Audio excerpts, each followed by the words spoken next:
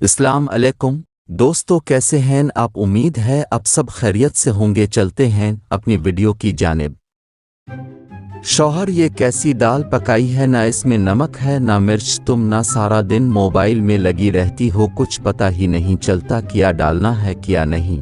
बीवी, पहले अब मोबाइल साइड पर रखकर खाना खाओ। कब से देख रही हो पानी में डुबो डुबो कर रोटी खा रहे। शौहर, अगर मेरे हाथ में हुकूमत हो तो मैं मुल्क की तकदीर बदल लूं। बीवी, तुम पहले अपनी शलवार तो बदल लो, सुबह से मेरी शलवार पहन के घूम रहे हो। पठान शादी की रात बड़ा परेशान था कि बीवी से क्या बात करे, और बहुत सोचने के बाद बोला, तुम्हारे घर वालों को पता है कि तुम रात को इधर होगी।